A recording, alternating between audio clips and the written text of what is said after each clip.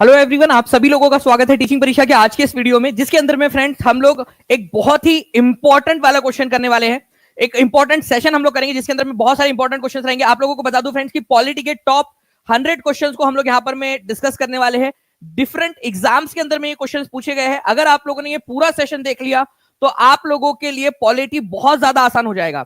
मैं आपको बता दूं फ्रेंड्स कि डायरेक्ट क्वेश्चन आपको एग्जाम के अंदर में देखने के लिए मिलने वाले हैं। साथ ही साथ मेहनत का महोत्सव चल रहा है और मेहनत के महोत्सव के अंदर में आप लोगों की कंटिन्यूअस हर एक दिन टीचिंग परीक्षा के एप्लीकेशन के ऊपर में टेस्ट हो रही है।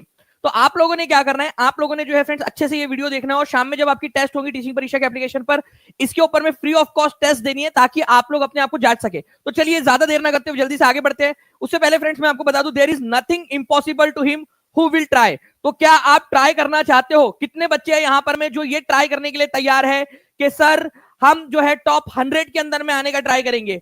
जो है केवल एग्जाम क्लियर नहीं करना है बल्कि न्यूज़पेपर के पहले पन्ने के ऊपर है, पहले 2 कॉलम के अंदर में नाम लेकर आना है, फोटो लेकर आना है, अपने परिवार के नाम के साथ में जो है एक उनको खुशी देनी है। ठीक है, जल्दी से हाथ ऊपर करके बता देंगे। और यहां पर मैं एक चीज देख पा रहा हूं फ्रेंड्स, आप लोगों का उत्साह देखते ही बन रहा है। 2000 से ज्यादा लाइक आप लोगों ने कर दी है जैसे ही हमने सेशन स्टार्ट किया है। तो चलिए, जितने भी बच्चे जिन्होंने सेशन लाइक कर दिया है वो जल्दी जल्दी से हाथ ऊपर करके बता देंगे कि जी सर लाइक डन। ठीक है, और जहां भी शेयर कर सकते हो शेयर कर दीजिए फ्रेंड्स इस सेशन को, टेलीग्राम, फेसबुक, व्हाट्सएप, इंस्टाग्राम। ठीक है, और आपके जो कॉलेज की ग्रुप्स है उनके अंदर में भी शेयर कर दीजिए ताकि जल्दी जल्दी से हम लोग मोटिवेट होकर ऐसे ही बहुत सारे क्वेश्चंस को सॉल्व कर सके। चलिए नाउ फ्रेंड्स, पहला क्वेश्चन आप लोगों की स्क्रीन के ऊपर में ये रहा।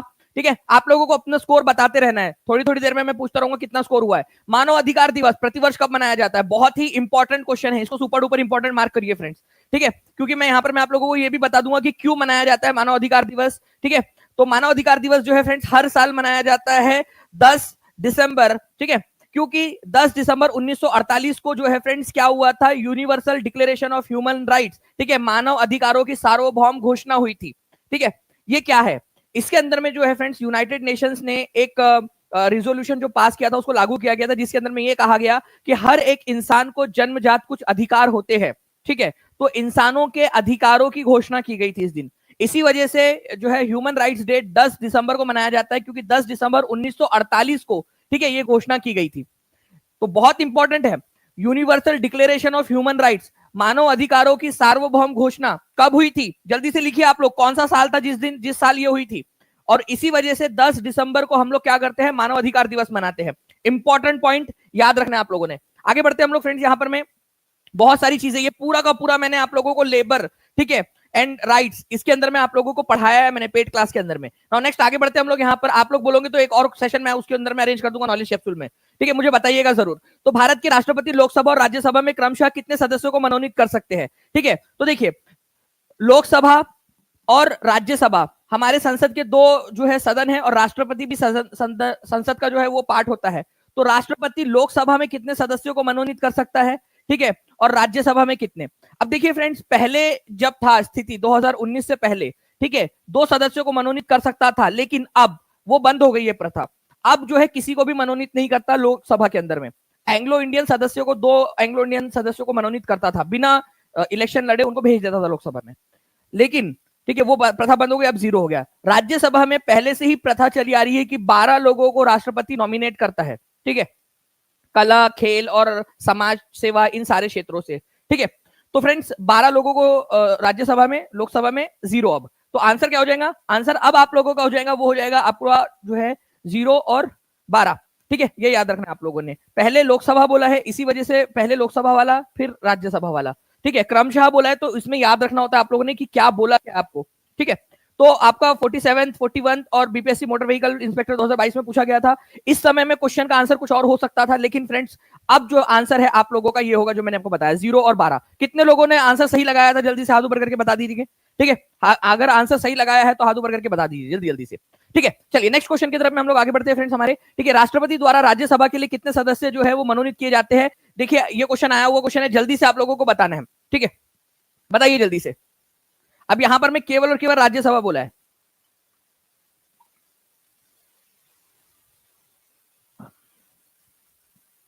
तो यहां पर मैं केवल और केवल राज्यसभा बोला है फ्रेंड्स, तो आप लोगों ने याद रखना है, ठीक है, 2, 12, 1/3 एक सदस्य, तो 12 सदस्य जो है मनोनीत किए जाते हैं, ये याद रखना था आप लोगों ने, ठीक है, 12 सदस्यों को मनोनीत करता है। इंपॉर्टेंट है, एग्जाम के अंदर में आप लोगों से पूछ सकते हैं। अब देखिए फ्रेंड्स, यहां पर एक और क्वेश्चन आप लोगों का बीपीएससी हेडमास्टर के एग्जाम में आया हुआ क्वेश्चन, इसमें क्या बोला गया, संविधान सभा के संबंध में निम्नलिखित में से कौन सा कथन सत्य है, कौन सा कथन सत्य है, यह वयस्क मताधिकार पर आधारित नहीं थी, ठीक है। संविधान सभा, आपको पता है फ्रेंड, संविधान सभा का जो इलेक्शन है ये जून और जुलाई जो है, ठीक है, 1946 इसमें हुआ था, और फर्स्ट मीटिंग जो थी, फर्स्ट बैठक ये इसकी हुई थी दिसंबर 1946 में, ठीक है, ओके। नाउ अब देखिए फ्रेंड्स, यहां पर मैं अगर हम लोग बात करेंगे कि यह वयस्क मताधिकार पर आधारित नहीं थी, वयस्क मताधिकार का मतलब जनता ने वोट किया हो, ठीक है, जनता के द्वारा वोट, तो जनता ने वोट नहीं किया था इसमें, जनता के द्वारा जो चुने गए लोग थे उस समय में, जो अलग अलग विधानसभाएं थी, ठीक है, उनके ऊपर में जो है उन लोगों के द्वारा चुना गया था, तो ये वयस्क मताधिकार पर आधारित नहीं था बोल रहा है, मतलब ये पॉइंट सही है आपका, ठीक है। वयस्क मताधिकार का मतलब होता है जैसे आज हमारे देश के अंदर में आप लोग खुद जाकर चुनते हो, ठीक है, अपने आपको आपके विधायक को चुनना है तो आप जाके चुनते हो ना, वोट देते हो आप लोग। संविधान सभा का चुनाव ऐसे नहीं हुआ था, संविधान सभा का चुनाव जो है उस समय में जो अलग अलग विधानसभाएं थी उनके सदस्यों ने चुनाव वोट दिया था, ना कि पूरी जनता ने, क्योंकि उस समय उतना समय नहीं था और उतने रिसोर्सेस नहीं थे कि जनता के द्वारा चुनाव करवाया जा सके। यह प्रत्यक्ष मतदान का फल थी। देखिए, प्रत्यक्ष मतदान का मतलब होता है डायरेक्ट, जब वयस्क मताधिकार जनता ने वोट दिया तब उसको बोला जाता है प्रत्यक्ष मतदान, डायरेक्ट, ठीक है, डायरेक्ट वोटिंग। तो डायरेक्ट वोटिंग तो हुई नहीं थी, ठीक है, इनडायरेक्ट हुई थी, जनता के चुने हुए लोगों ने वोट दिया था, तो ये गलत है, ठीक है, ये गलत है। ये बहुदलीय निकाय था, बहुदलीय मतलब अलग अलग जो है दल थे, उसमें कांग्रेस था, मुस्लिम लीग भी थी स्टार्टिंग के अंदर में, ठीक है, उसके बाद में जो है फ्रेंड्स जो छोटी छोटी पार्टीज थी, ठीक है, आपके श्यामा प्रसाद मुखर्जी थे, उनकी पार्टी थी, छोटी सी पार्टी, तो ऐसे बहुत सारी छोटी छोटी पार्टियां थी, तो ये बहुदलीय निकाय था, मतलब अलग अलग पार्टीज थी उसके अंदर में, एक अकेली कांग्रेस पार्टी नहीं थी, बहुत सारी और भी पार्टीज थी इसमें। इसमें कार्य करने के लिए कई समितियां थी, बिल्कुल, इसके अंदर में कई सारी समितियां बनाई गई थी, कई सारी कमिटीज बनाई गई थी, ठीक है, तो कौन सा सही है आपको बताना है, ठीक है। तो अगर आप लोग यहाँ पर में देखोगे फ्रेंड्स, जो सही है यहाँ पर में कथन सही है, 1, 3 और 4 होना चाहिए यहाँ पर में, 1, 3 और 4 यहाँ पर में कहीं पे भी दिया हुआ है कि आप लोगों को, आप लोग देख लीजिए, ठीक है, तो 1, 3 और 4 यहाँ पर में दिया हुआ नहीं है, ठीक है।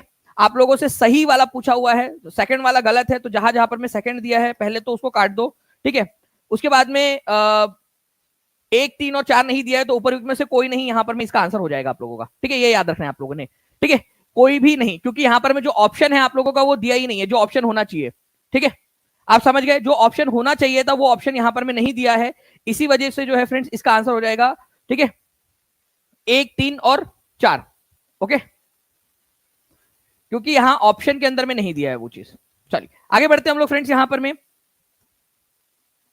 भारत का राष्ट्रपति कितनी बार पुनः चुनाव के लिए पात्र होता है, कितने बार चुना जा सकता है,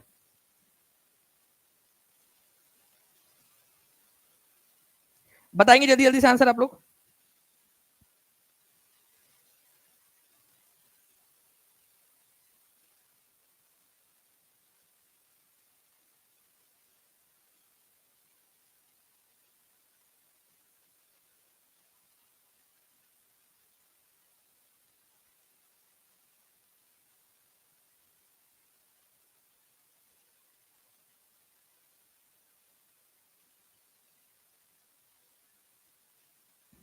भारत का राष्ट्रपति कितने बार जो है चुनाव लड़ सकता है, तो देखिए अगर कोई राष्ट्रपति है, ठीक है, और उसका कार्यकाल 5 साल का होता है, अगर वो कार्यकाल खत्म हो जाए तो वो वापस से चुनाव लड़ सकता है, कितने भी बार, तो फ्रेंड्स 1 बार 2 बार 3 बार नहीं, कितने भी बार, अनलिमिटेड टाइम जो है वो लड़ सकता है, जितने बार अगर उसकी उम्र बची हुई है तो वो लड़ सकता है, ठीक है, तो नन ऑफ दी अबव यहाँ पर ऑप्शन आपका होगा। ये ध्यान, ये कितने लोगों ने आंसर लगाया है यहाँ पर, जल्दी से बताइए यहाँ पर आप लोग, ठीक है, ये एक इंपॉर्टेंट पॉइंट है, एग्जाम के अंदर में पूछा जा सकता है आप लोगों का, ठीक है, तो जल्दी जल्दी से बताइए कितने लोगों ने सही आंसर लगाया था यहाँ पर में, ठीक है, जल्दी जल्दी से हाथ ऊपर करेंगे आप सभी के सभी।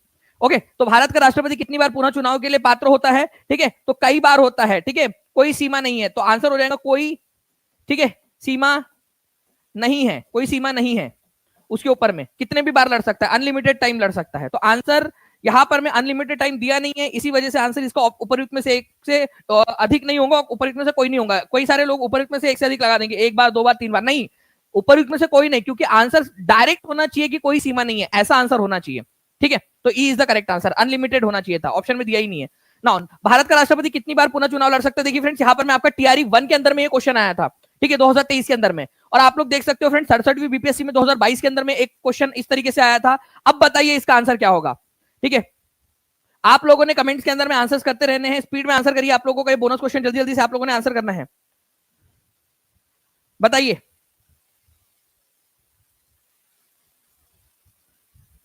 आंसर करिए जल्दी जल्दी से। तो भारत का राष्ट्रपति जो है फ्रेंड्स, आप लोगों ने याद रखना है कितनी भी बार, ठीक है, अनलिमिटेड टाइम जो है वो चुनाव लड़ सकता है। ठीक है, आज तक ऐसा कौन से राष्ट्रपति है जो एक से ज्यादा बार राष्ट्रपति बने हैं? ठीक है, जल्दी से ये भी बात आप कमेंट करके बता देंगे। नाउ तो आप देखिए फ्रेंड्स, यहां पर मैं मिनिमम एज जो है राष्ट्रपति की 35 साल होनी चाहिए, मैक्सिमम एज कुछ भी नहीं है, तो मतलब जितने साल जिंदा है, ठीक है, वो जी रहा है तो राष्ट्रपति का चुनाव लड़ सकता है। कोई भी हाउस का, पार्लियामेंट में, ना तो लोकसभा का, ना तो राज्यसभा का, ना ही किसी विधानसभा का, कहीं का भी सदस्य नहीं होना चाहिए चुनाव लड़ते समय। अगर है तो पहले इस्तीफा दो, फिर चुनाव लड़ो। ठीक है, लेकिन हाँ, एक चीज कंपलसरी है, लोकसभा का चुनाव लड़ने के लिए जो क्वालिफिकेशन चाहिए होती है वो उसके पास होनी चाहिए। अगर कल जाके लोकसभा के चुनाव के लिए ये शर्त लगा दी जाए कि 10वीं पास होना जरूरी है, तो ऑटोमेटिकली वो शर्त किस पे लग जाएंगी? राष्ट्रपति के लिए भी लग जाएगी। लोकसभा का सदस्य नहीं होना है उसने, लोकसभा का सदस्य बनने के लिए जो शर्तें चाहिए वो शर्त उसके पास होनी चाहिए। ठीक है, कल जाके लोकसभा के सदस्य बनने के लिए ये शर्त लग गई कि 2 से ज्यादा बच्चे नहीं होने चाहिए, ठीक है, तो ऑटोमेटिकली वो शर्त जो है वो राष्ट्रपति के पास में भी लग जाएंगी। ठीक है, ये याद रखना है आप लोगों ने। अगर लोकसभा का सदस्य बनने के लिए ये शर्त लग गई कि आपके घर में टॉयलेट होना चाहिए, ठीक है, तभी आप लोकसभा का चुनाव लड़ सकते हो, तो ऑटोमेटिकली वो शर्त राष्ट्रपति के चुनाव के लिए भी लग जाएंगी। ठीक है, और ये जो 2 शर्तें मैंने लास्ट में आपको बताई ना, ये पंचायत के अंदर में ऐसे 2 राज्य है जहां पर पंचायत का चुनाव लड़ने के लिए ये 2 शर्तें हैं। मैं अभी आपको वो क्वेश्चन कराऊंगा, तो स्टे ट्यून्ड, आखिरी तक देखिए आप लोग। ठीक है, 2 राज्य ऐसे हैं भारत के अंदर में जहां पर पंचायत का चुनाव लड़ने के लिए एजुकेशन क्वालिफिकेशन भी लगता है। ठीक है, तो देखिए, लोकसभा का सदस्य बनने के लिए जो चाहिए होती है वो होना चाहिए उसके पास में, लोकसभा का सदस्य बनने के लिए जो क्वालिफिकेशन। शपथ कौन दिलाता है? चीफ जस्टिस ऑफ इंडिया दिलाता है। 5 साल का कार्यकाल होता है। कब से स्टार्ट होता है? पहले दिन से, जब से वो पहले दिन अपनी शपथ लेगा, पहले दिन ऑफिस के अंदर में जाएगा, तब से उसका 5 साल स्टार्ट होता है। ठीक है, नाउ अब देखिए फ्रेंड, निम्नलिखित में से किसकी नियुक्ति भारत के राष्ट्रपति द्वारा की जाती है? इनमें से कौन है जिसकी नियुक्ति भारत के राष्ट्रपति करते हैं? 5 में से 5 कितने लोगों के आए? 5 में से 4, 5 में से 3, जल्दी बताएंगे आप लोग। देखिए फ्रेंड्स, अगर हम लोग बात करेंगे कि भारत के राष्ट्रपति की नियुक्ति कौन करता है, तो भारत के राष्ट्रपति किन किन लोगों को शपथ दिलाते हैं या अपॉइंटमेंट करते हैं? तो भारत के राष्ट्रपति चीफ जस्टिस ऑफ इंडिया जो है इनकी नियुक्ति करते हैं। हाई कोर्ट के जो जजेस है इनकी नियुक्ति करते हैं। इलेक्शन कमिश्नर जो होते हैं राज्य के, उनकी नियुक्ति गवर्नर करता है। ठीक है, गवर्नर जो राज्यपाल होता है वो करता है, राज्य निर्वाचन आयुक्त के। हाँ, भारत के निर्वाचन आयुक्त जो होते हैं उनकी नियुक्ति राष्ट्रपति करेगा, लेकिन राज्य निर्वाचन आयुक्त के जो नियुक्तियां है वो वहां का राज्यपाल करता है। ठीक है, राज्यपाल, ये याद रखना है आप लोगों ने। तो सी नहीं होगा, लेकिन यहां पर मैं पहले 2 तो हो गए ना। ठीक है, तो answer more than one of the above हो जाएगा कि किसकी नियुक्ति राष्ट्रपति करता है बोला है ना, तो इसी वजह से डी होगा। अगर नहीं करता बोला होता तो सी आंसर होता, तो आंसर डी है इसका। ठीक है, समझ में आ गया आप लोगों को? चलिए आगे बढ़ते हैं हम लोग यहाँ पर मैं नेक्स्ट क्वेश्चन की तरफ में। ओके, इवन जो है फ्रेंड्स, प्रधानमंत्री की नियुक्ति कौन करता है? अगर ये क्वेश्चन आ जाए आप लोगों से, प्रधानमंत्री की नियुक्ति कौन करता है? ये भी बहुत इंपॉर्टेंट क्वेश्चन है। प्रधानमंत्री की नियुक्ति राष्ट्रपति करते हैं। अब आप लोग सोचोगे कि लेकिन सर, वाराणसी वाले लोग ये सोच सकते हैं, कोई है यहाँ पर मैं वाराणसी से, ठीक है, या कोई उनके नाना ताया चाचा कोई रहते हो वाराणसी में, तो हाँ, वो लोग बोल सकते हैं कि हम तो सोच रहे थे कि यार वाराणसी हम लोगों ने चुना है, लेकिन फ्रेंड्स आपने एक सांसद को चुना है। वाराणसी से अगर कोई है या आपका कोई भी रिश्तेदार वहां पर में रहता है, तो वाराणसी के जो लोग हैं जहां से हमारे भारत के प्रधानमंत्री अभी फिलहाल में जो है वो चुनकर जाते हैं, वो सांसद बनते हैं, लोकसभा के सदस्य बन के चुनकर जाते हैं। केवल साधारण जैसे बाकी के लोग हैं वैसे ही वो सांसद बन के जाते हैं। उनमें से किसी एक को, जितने सांसद चुने गए उनमें से किसी एक को राष्ट्रपति प्रधानमंत्री के तौर पर अपॉइंट करते हैं। तो प्रधानमंत्री की अपॉइंटमेंट राष्ट्रपति ने की है। वाराणसी के लोगों ने केवल और केवल अपना एमपी चुना है, मेंबर ऑफ पार्लियामेंट चुना है, ये याद रखना है आप लोगों ने। ठीक है, चलिए आगे बढ़ते हैं हम लोग फ्रेंड्स यहां पर में। तो प्रधानमंत्री और उनके मंत्रिपरिषद की काउंसिल एडवाइस पर राष्ट्रपति गवर्नर्स की अपॉइंटमेंट करते हैं। जो भारत का जो इलेक्शन कमिश्नर है उनकी अपॉइंटमेंट करते हैं। ठीक है, फाइनेंस कमीशन के मेंबर और उनके अध्यक्ष की नियुक्ति करते हैं। यूपीएससी के अध्यक्ष की, अटॉर्नी जनरल की, सीएजी की, ये सारे नियुक्तियां जो है राष्ट्रपति के द्वारा की जाती है। ठीक है, चलिए जल्दी जल्दी से सेशन को लाइक एंड शेयर भी करते रहेंगे फ्रेंड। जितने भी लोग देख रहे हैं, जिन्होंने सेशन को ऑलरेडी लाइक कर दिया वो लोग एक बार हाथ ऊपर करके बता भी देंगे। ठीक है, चलिए आगे बढ़ते हैं हम लोग यहाँ पर मैं नेक्स्ट क्वेश्चन की तरफ में। एक इंपॉर्टेंट क्वेश्चन 7वें नंबर का, आप बताइए कि कौन सी चीज हमने कहां से ली है। ठीक है, अगर आप लोग यहां पर में देखोगे फ्रेंड्स कि हम लोगों ने concurrent list, rule of law, directive principle, process established law, मैंने ये सारा का सारा आपको पेड क्लास के अंदर में पढ़ाया है, एक एक चीज। और डिफरेंट जो है फ्रेंड्स आपको एग्जांपल्स देकर, क्वेश्चंस, मल्टीपल क्वेश्चंस के थ्रू पढ़ाया है, बार बार रिवीजन करके आपको पढ़ाया है मैंने। ठीक है, जो बच्चा पेड क्लास के अंदर में बढ़िया तरीके से रिवीजन करेगा वो बहुत आगे बढ़ जाएगा, क्योंकि मैंने हर एक चीज ये आपको पढ़ाई हुई है। ठीक है, तो कॉन्करेंट लिस्ट जो है आपको बार बार मैंने बताया है कि कॉन्करेंट लिस्ट हमने ली है ऑस्ट्रेलिया के संविधान से। कॉन्करेंट लिस्ट का या समवर्ती सूची का मतलब होता है एक ऐसी सूची जिसमें केंद्र सरकार और राज्य सरकार दोनों कानून बना सकती है। ठीक है, तो एक ही जोड़ी जो है फ्रेंड्स ये 4 के साथ लगनी है, एक ही जोड़ी 4 के साथ में, तो ये ऑप्शन एलिमिनेट हो गए, एक ही बचा है। ठीक है, रूल ऑफ लॉ। ठीक है, रूल ऑफ लॉ जो है फ्रेंड्स की मतलब कानून का शासन होगा। ठीक है, ये हम लोगों ने जो है ब्रिटेन के संविधान से लिया हुआ है, रूल ऑफ लॉ, कानून का शासन रहेगा। ठीक है, तो बी की जोड़ी जो है वो 3 के साथ लगने वाली है। Okay, directive principle of state policy. ठीक है, directive principle of state policy जो है ये हमने आयरलैंड के संविधान से लिया है, डीपीएसपी, तो सी की जोड़ी 2 के साथ लगी हुई है। अब देखिए ये है प्रोसेस एस्टेब्लिश्ड बाय लॉ, मैंने आपको ना इसका पूरा एग्जांपल के साथ में पढ़ाया था पिट क्लास में, फिर से बता देता हूं एक example. Process established by law, विधि द्वारा स्थापित प्रक्रिया, कि अगर कोई भी प्रक्रिया आपको अपनानी है तो उसके लिए कानून बनाना पड़ेगा। ऐसा नहीं कि अपने मन मर्जी से जो है आपने कोई प्रक्रिया बना दी, मतलब अगर कोई आपको प्रोसेस एस्टेब्लिश करनी है भारत के अंदर में तो उसके लिए कानून होना चाहिए। तो हमेशा कोई भी प्रोसेस आप बना रहे हो भारत के अंदर में उसका कानून होना चाहिए। रूल ऑफ लॉ का मतलब होता है कि कानून के बाहर जाकर कोई काम नहीं कर सकता, ये है रूल ऑफ लॉ, ये ब्रिटेन के संविधान से लिया है। जापान के संविधान से जो हमने लिया है उसका मतलब होता है कि कोई भी अगर आपको प्रोसेस बनानी है, न्यू प्रोसेस, तो उसके लिए कानून होना चाहिए। हमेशा कोई भी प्रोसेस एस्टेब्लिश करने के लिए कानून होना चाहिए, तो कानून के द्वारा जो है वो प्रक्रिया स्थापित की जाएगी। ये आपका जापान से हमने लिया है, ये बहुत इंपॉर्टेंट है, लिख दो आप लोग, प्रोसेस एस्टेब्लिश बाय लॉ। ठीक है, जापान से हम लोगों ने लिया है। चलिए बहुत बढ़िया, आगे बढ़ते हैं हम लोग फ्रेंड्स। यहाँ पर मैं आप लोग देख सकते हो कि कहाँ से क्या क्या क्या चीजें ली है, और पूरा बाइलिंगुअल मैंने आप लोगों को ऑलरेडी प्रोवाइड किया हुआ है। ठीक है, क्लास के अंदर में। नाउ नेक्स्ट क्वेश्चन की तरफ में हम लोग आगे बढ़ते हैं। ये देखिए आप लोगों को इस तरीके से टीचिंग परीक्षा के कम्युनिटी में भी हमने डाला हुआ है, तो चैनल को सब्सक्राइब सभी लोग कर लेंगे। ठीक है, हर एक बच्चा चैनल को सब्सक्राइब कर लेगा, टीचिंग परीक्षा चैनल को बेल आइकन दबा देगा, ताकि आप लोगों को सारे के सारे अपडेट जो है वो मिलते रहे। Now which article is related with the Indian election commission. ठीक है, बताइए जल्दी से, भारत के चुनाव निर्वाचन आयोग से, भारतीय निर्वाचन आयोग से, ठीक है, कौन सा आर्टिकल संबंधित है। तो देखिए फ्रेंड्स, भारत के अंदर में एक निर्वाचन आयोग होगा, निर्वाचन आयोग, इसकी स्थापना की गई थी 24 जनवरी। ठीक है, 25 जनवरी, ठीक है, 25 जनवरी 1900, ठीक है, 50 में, 25 जनवरी 1950 को इसकी स्थापना की गई थी। आर्टिकल जो है इसका है 324। इसमें बोला गया है कि भारत के अंदर में एक चुनाव आयोग होगा जो लोकसभा का चुनाव कराएगा, राज्यसभा का चुनाव कराएगा, विधानसभा का चुनाव कराएगा, अगर किसी राज्य में विधान परिषद है तो उसका चुनाव कराएगा, राष्ट्रपति का चुनाव कराएगा, ठीक है, और उपराष्ट्रपति का चुनाव कराएगा। तो ये जिम्मेदारियां किसकी है, ठीक है, इंडियन इलेक्शन कमीशन जो है उसकी। तो election commission of India, ECI. और जो राज्य के अंदर में जो छोटे मोटे चुनाव होते हैं, पंचायत के, म्युनिसिपैलिटी के, वो राज्य चुनाव आयोग करवाता है। दोनों में ये डिफरेंस है। चलिए आगे बढ़ते हैं हम लोग फ्रेंड्स। आर्टिकल नंबर 324 है, ये याद रख लीजिएगा आप लोग। नेक्स्ट क्वेश्चन, भारतीय संविधान का कौन सा अनुच्छेद यह व्यवस्था करता है कि निर्वाचनों का अधीक्षण, निर्देशन और नियंत्रण आयोग में निहित होगा।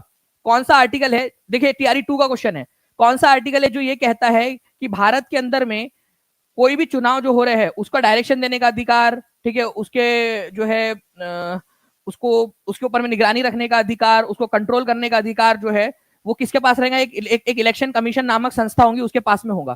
ठीक है, जल्दी बताइए।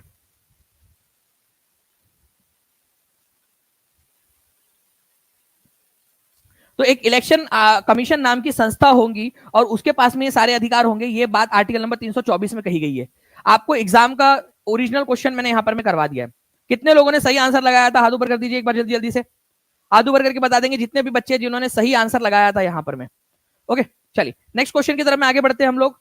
और हम लोग जो है फ्रेंड 3000 लाइक्स के बहुत ज्यादा पास में है। जल्दी जल्दी से मैं रिक्वेस्ट करूंगा कि हर एक बच्चा सेशन को लाइक एंड शेयर जरूर करता रहे, ताकि हम ऐसे ही बहुत सारे क्वेश्चंस आप लोगों के लिए करवाते रहे। Now bill which exclusively contain provision for imposition and abolition of taxes. देखिए अगर कोई बिल है, कोई कानून लाया गया जिसके अंदर में टैक्स की बात की जा रही है, टैक्स लगाना है, ठीक है, या टैक्स हटाना है, तो फ्रेंड्स अगर वो टैक्स की बात कहीं पे भी की जा रही है, छोटा सा भी अगर टैक्स की बात आ गई उसके अंदर में कि टैक्स लगाना है या हटाना है, तो वो टैक्स वाली अगर चीज आ गई उसके अंदर में, तो टैक्स वाले बिल को मनी बिल के रूप में माना जाता है। ठीक है, उसको धन विधेयक बोला जाता है आर्टिकल नंबर 110 के तहत। ठीक है, ये याद रख लीजिएगा आप लोग, मनी बिल। और मनी बिल, अगर कोई बिल मनी बिल कहला दिया गया, उसको बोल दिया गया कि ये मनी बिल है, और मनी बिल है या नहीं है, ठीक है, ओके, कोई बिल मनी बिल है या नहीं है, ये डिसाइड करने का अधिकार किसके पास होता है? लोकसभा के स्पीकर के पास में। ये भी एक इंपॉर्टेंट पॉइंट है, आपको बता रहा हूं मैं। लोकसभा का स्पीकर ये सर्टिफिकेट देता है कि कोई बिल मनी बिल है या नहीं है। अगर उसके अंदर में टैक्स से रिलेटेड कोई बात की गई है तो उसको मनी बिल माना जाएगा। ओके, हाँ, लेकिन अगर उसमें टैक्स के रिलेटेड और भी कुछ और भी चीजें डाल दी गई, ठीक है, तो फिर वो मनी बिल नहीं रह जाता, वो फाइनेंस बिल बन जाता है। उसके बारे में भी आगे मैं बताऊंगा आप लोगों को। ठीक है, तो धन विधेयक जो है फ्रेंड्स, ये आप लोगों ने याद रखना है। इसमें टैक्स लगाना या घटाना, इसके बारे में बात होती है। और इसके अंदर में क्या होता है, लोकसभा के पास में ज्यादा पावर हो जाते हैं। ठीक है, इसको केवल लोकसभा में प्रस्तुत किया जा सकता है। राज्यसभा के पास में केवल और केवल 14 दिन का समय होता है। ठीक है, 14 दिन के अंदर में वो केवल सलाह दे सकते हैं, रिजेक्ट नहीं कर सकते, सलाह दे सकते हैं। तो 14 दिन तक केवल राज्यसभा उसको रोक सकती है। बहुत सारे एग्जाम्स के अंदर में ये आ चुका है क्वेश्चन। तो धन विधेयक के मामले में लोकसभा के पास में ज्यादा पावर है, और राज्यसभा के पास में केवल 14 दिन रोकने का पावर है उसको। ठीक है, और वो भी केवल सलाह दे सकती है। नाउ फ्रेंड्स, अब देखिए क्वेश्चन नंबर 11, 10 में से कितने लोगों के कितने सही हुए जल्दी बताएंगे आप लोग। ठीक है, कैबिनेट मिशन योजना के अंतर्गत अगर आप लोग चाहते हो कि पूरे के पूरे 100 क्वेश्चन मैं करा दूं, तो हर एक बच्चा यहां पर में देखिए, ये एक मौका है आप लोगों के पास में। ये मौका कभी कभी आता है जब इस लेवल के क्वेश्चन आप लोगों को करवाए जा रहे हैं, आपको रिवीजन करवाई जा रही है हर एक अलग अलग एग्जाम की। तो मैं चाहूंगा हर एक बच्चा पूरा सेशन लाइव देखे, और जहां भी शेयर कर सकते हो शेयर करते रहे, तभी जाकर जो है फ्रेंड्स मजा आएगा आप लोगों को सारे क्वेश्चन करवाने में। तो हर एक बच्चा जल्दी से यहाँ पर में एक ले लीजिए, एक प्रतिज्ञा कि आप लोग पूरा का पूरा सेशन देखकर जहां भी सेशन को शेयर कर सकते शेयर करते रहेंगे, सेशन को लाइक करते रहेंगे। आप हर कोई बच्चा कमेंट भी करते रहना, ये मौका बार बार नहीं आएगा आप लोगों के पास में। कैबिनेट मिशन योजना के अंतर्गत संविधान निर्मात्री जो सभा थी, ठीक है, आप लोगों को बताना है कि प्रत्येक प्रांत में जो सदस्य थे, ठीक है, उनको किस आधार पर कितने जनसंख्या के अनुपात पे चुना गया था। तो आपको बता दूं फ्रेंड्स कि ओरिजिनली जो संविधान सभा बनी थी उसमें 389 सदस्य थे। बाद में बंटवारे के बाद में केवल 299 रह गए हमारे भारत में, ठीक है, संविधान सभा में। तो हर जो है, मैं आपको बता दूं 10 लाख, ठीक है, हर 10 लाख जो जनसंख्या थी उनके ऊपर में एक सदस्य निर्धारित किया गया था। ठीक है, तो हर एक सदस्य कितने लोगों का प्रतिनिधित्व कर रहा था, कितनी जनसंख्या का प्रतिनिधित्व कर रहा था? ठीक है, 10 लाख लोगों का प्रतिनिधित्व कर रहा था। ऐसा मतलब उन्होंने पूरा प्लान जो था वो बनाया था कि इतने कितने लोग होने चाहिए। तो मतलब उस समय में अविभाजित भारत जो था उसमें करीब करीब जो है फ्रेंड्स 38 करोड़ के करीब जनसंख्या थी। ठीक है, ये हम मोटा मोटी मान सकते हैं यहाँ पर में हमारे भारत के अंदर में। ओके, तो ये आप लोगों ने थोड़ा सा ध्यान रखना था फ्रेंड्स। ओके, चलिए, तो 10 लाख लोगों का प्रतिनिधित्व कर रहा था हर एक व्यक्ति। ठीक है, हर एक व्यक्ति जो लोकसभा के जो संविधान सभा के अंदर में था। ओके, तो आप लोगों को बता दूं कि संविधान सभा जो है वो किसके रिकमेंडेशन पर बनाई गई थी। यहां पर में क्वेश्चन आ गया आप लोगों का, कैबिनेट मिशन। ठीक है, कैबिनेट मिशन योजना जो थी 1946 में भारत आई थी, इसके रिकमेंडेशन के आधार पर हमारे भारत में संविधान सभा बनाई गई थी। ये भी क्वेश्चन बन जाता है आप लोगों का। ठीक है, नाउ नेक्स्ट क्वेश्चन की तरफ मैं आगे बढ़ने से पहले मैं आपको बता दूं फ्रेंड्स कि जो हमारी संविधान सभा थी उसमें जब चुनाव हुए थे तो 208 सदस्य कांग्रेस के थे। ठीक है, 73 सदस्य मुस्लिम लीग के थे। ठीक है, छोटी मोटी जो पार्टीज थी उनके 8 सदस्य थे, और इंडिपेंडेंट मतलब जो बिना किसी पार्टी के चुनाव के इंडिपेंडेंट रूप से चुनकर आए थे वो 7 सदस्य थे। ठीक है, तो ये याद रखना आप लोगों ने। तो ये हो गए आप लोगों के टोटल ऐसे लोग जो के चुनकर आए हैं। ठीक है, तो 292 जो सदस्य थे वो चुनकर आए थे। 4 सदस्य जो है वो मनोनीत किए गए थे जो ब्रिटिश कमिश्नर्स थे उनके द्वारा। ठीक है, और 93, ठीक है, जो सदस्य थे ये आप लोगों ने याद रखना है फ्रेंड्स, ये गए थे किसके द्वारा चुनकर? ये गए थे जो राजे रजवाड़े थे उस समय में, उनके द्वारा मनोनीत किए गए थे डायरेक्टली। ठीक है, डायरेक्टली मनोनीत किए गए थे, वहां चुनाव नहीं हुए थे। अलग अलग जो भारत में 565 रियासतें थी उनके ग्रुप बना दिए गए थे और बोला गया था कि हर एक ग्रुप मिलकर किसी एक को नॉमिनेट करो। तो ऐसे 93 लोगों को नॉमिनेट किया गया था। तो इस तरीके से अविभाजित भारत में 389 मेंबर्स थे, लेकिन विभाजन के बाद में केवल 299 बच गए। नाउ संवैधानिक प्रावधान के संशोधन का प्रावधान किसमें दिया गया है? अगर भारत में संविधान संशोधन करना है तो उसका प्रावधान कहां पर में दिया गया है? चलिए फ्रेंड्स, 3000 लाइक से केवल 29 लाइक्स हम लोग दूर है यहां पर में। ठीक है, जल्दी जल्दी से जो है फ्रेंड्स 29 लाइक्स हम लोग दूर है। जितने भी बच्चे यहाँ पर में बचे हुए जल्दी से सेशन को लाइक करके हाथ ऊपर कर देंगे कि जी सर लाइक डन। ठीक है, तो संवैधानिक प्रावधान ये आपको बताना है कि जिसमें संविधान संशोधन कर सकते हैं। तो संविधान संशोधन जो है फ्रेंड्स, ये याद रखना आप लोगों ने, आर्टिकल नंबर 368 में दिया गया है, और ये प्रावधान आप लोगों का भाग नंबर 20 में है। ठीक है, भाग नंबर 20 में।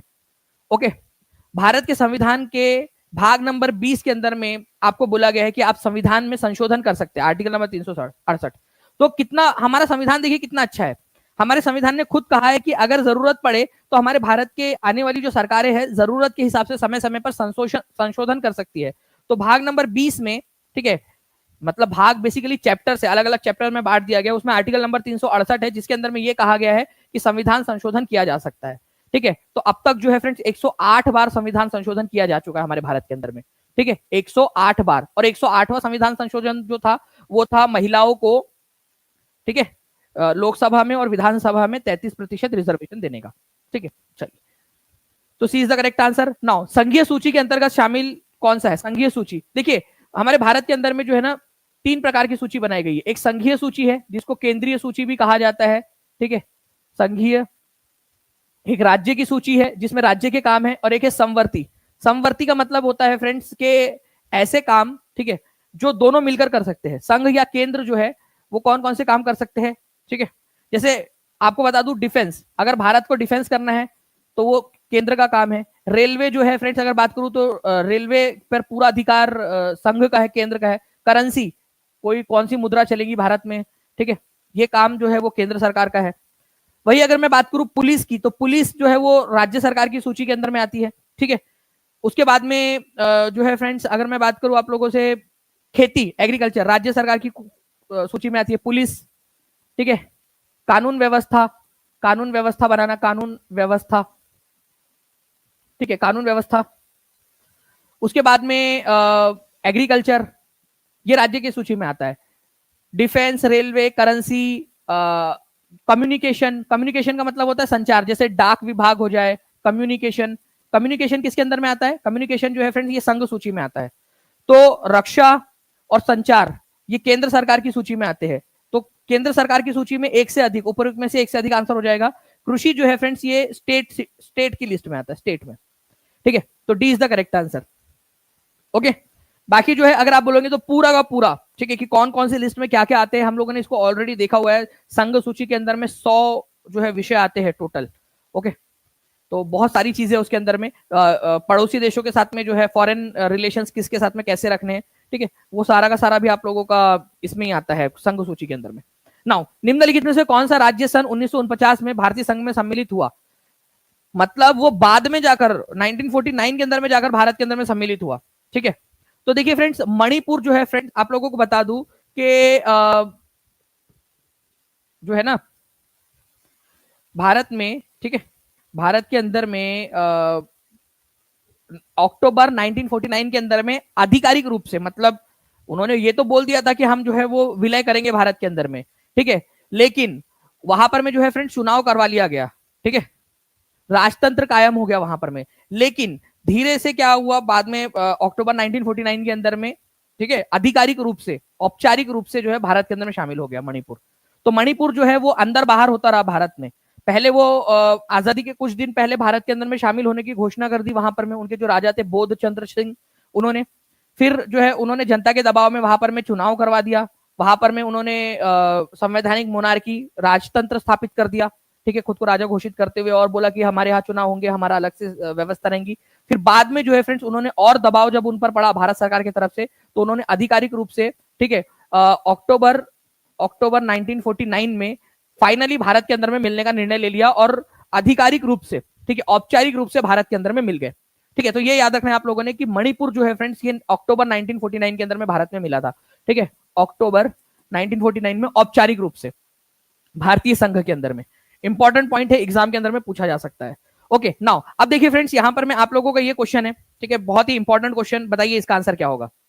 अगर मैं बात करूं फ्रेंड्स, यहाँ पर मैं ग्राम पंचायत का गठन, समान नागरिक संहिता, न्यायपालिका व कार्यपालिका का पृथक्करण, अंतरराष्ट्रीय शांति का विकास, कृषि एवं पशुपालन। देखिए ग्राम पंचायत का गठन अगर हम लोग बात करेंगे तो आर्टिकल नंबर 40 के अंदर में ये बात कही गई थी। ठीक है, तो एक ही जोड़ी जो है फ्रेंड्स ये 5 के साथ लगनी चाहिए। ओके, अनुच्छेद 40 में ग्राम पंचायत, तो आप देख लीजिए ग्राम पंचायत का एक ही जोड़ी 5 के साथ में कहा लगी है, तो ये ऑटोमेटिकली ये चारों ऑप्शन एलिमिनेट हो जाते हैं। ठीक है, अब ये बच जाता है आपका ई वाला भी, ठीक है, क्योंकि ऊपर में से कोई नहीं, ये भी ऑप्शन हो सकता है ना। समान नागरिक संहिता, ठीक है, तो बी की जोड़ी जो है वो आपकी लगेंगी, बी की जोड़ी 1 के साथ में लगनी चाहिए, बी की जोड़ी 1 के साथ में। समान नागरिक संहिता मतलब यूनिफॉर्म सिविल कोड, बी की जोड़ी 1 के साथ में, तो यहां तो बी की जोड़ी 1 के साथ में लगी ही नहीं है, तो आंसर तो ये भी नहीं हो सकता, फिर ए भी नहीं हो सकता, ए बी सी डी नहीं हो सकता, तो आंसर ई के अलावा कुछ नहीं होगा। ओके, कितने लोगों का सही हुआ ये क्वेश्चन, जल्दी बताइए, कितने लोगों ने सही किया है, हाथ ऊपर करके बता देंगे जल्दी जल्दी से। ई आंसर लगाया है कितने लोगों ने, या समझ में आ गया आप लोगों को कैसे एलिमिनेट करना था। न्यायपालिका और कार्यपालिका के बीच में पृथक्करण, 50-50 पावर बांट दिए, तो सी की जोड़ी 3 के साथ लगनी चाहिए। ओके, अंतरराष्ट्रीय शांति और विकास, ठीक है, अंतरराष्ट्रीय शांति और विकास, ये आप लोगों का कहां पर में दिया गया है फ्रेंड्स, आर्टिकल नंबर 51 के अंदर में दिया गया है। ओके, और कृषि और पशुपालन की 4 जो है बीज डालोगे तो 8 बीज हो जाएंगे, 4 बकरे बकरियां पालोगे तो 8 बकरे बकरियां हो जाएंगे, ठीक है, तो 48 में।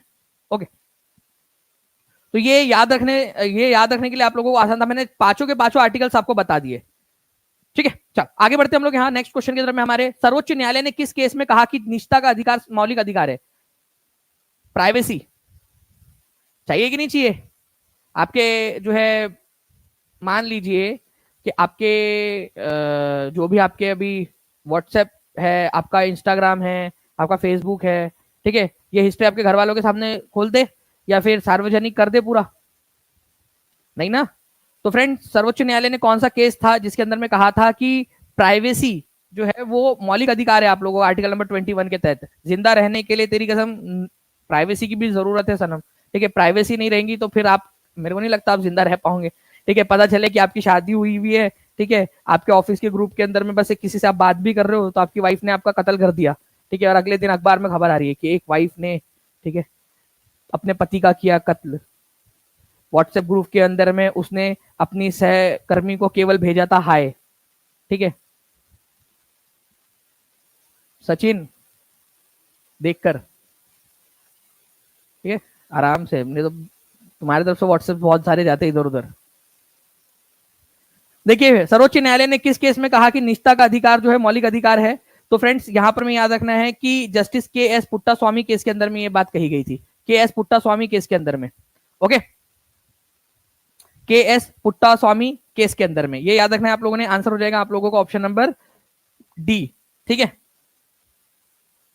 वैसे आजकल आप लोगों को लग नहीं रहा कि यार अब 2 चॉइस रह गई है लड़कों के पास में, कितने लड़के हैं यहाँ पर में, ठीक है, 2 चॉइस रह गई है आप लोगों के पास में, मतलब आपको चुनना है कि आपको, मतलब मेघालय जाकर आप मरना चाहते हो, या आप जो है अपने घर की नीली टंकी के अंदर में आपको जो है वो सीमेंट डाल के आपको भर दिया जाए, क्योंकि जब लव मैरिज हुई तो उस लड़की ने उसको टंकी में डाल के सीमेंट भर दिया उसके अंदर में, ठीक है, टंकी में डाल दिया, और जब अरेंज मैरिज हुई तो मेघालय जाकर मार दिया, तो बीच का रास्ता बचता क्या है, मतलब ये चुनना है कि कहाँ मरना कहाँ पर में करके बेसिकली, ठीक है, कहाँ जाके मरेंगे।